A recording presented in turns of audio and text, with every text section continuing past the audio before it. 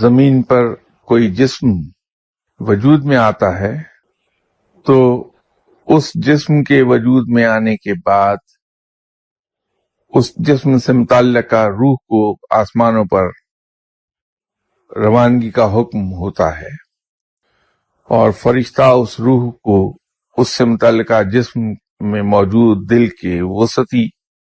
حصے میں رکھ دیتا ہے اور وہ روح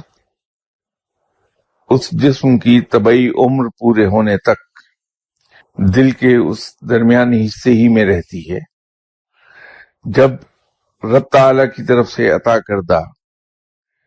زندگی کی مہلت ختم ہوتی ہے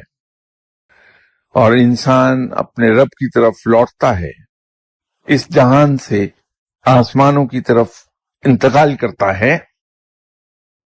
تو چونکہ یہ جسم فانی ہے، مادی ہے، یہ جسم تو یہی رہتا ہے اور جس خمیر سے اٹھا ہوتا ہے اسی خمیر میں جا کے مل جاتا ہے، لیکن روح اپنے اصل کی طرف لوٹ جاتی ہے۔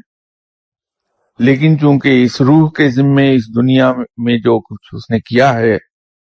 اس کا حساب کتاب دینا باقی ہوتا ہے، تو وہ اس ٹرانزٹ پیریڈ کے لیے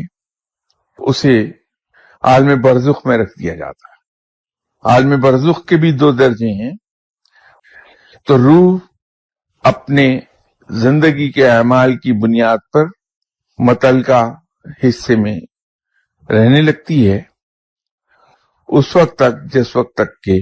یوم حساب نہیں آ پہنچتا اور تمام انسان رب کے حضور پیش نہیں ہوتے۔ اب رہتی تو روح عالم برزخ میں ہے، اگر اس کے اعمال ریزن ایبل حد تک اچھے ہیں تو رب تعالی اس روح کو یہ آزادی دے دیتا ہے، اسے یہ سہولت حاصل ہو جاتی ہے رب کی طرف سے کہ وہ اپنے مدفن اور اپنے مکان کے ساتھ ایک تعلق قائم رکھ سکے۔ تو روح جس گھر سے تعلق رکھتی ہے اور جہاں اس سے متعلقہ جسم دفن کیا جاتا ہے اس جگہ کے ساتھ ایک تعلق قائم رکھتی ہے۔ یہ ضروری نہیں کہ ہر وقت اس جگہ پر موجود ہو، یہ بھی ضروری نہیں کہ ہر وقت موجود ہی نہ ہو۔ آپ صلی اللہ علیہ وسلم نے جو ہمیں تعلیم دی تھی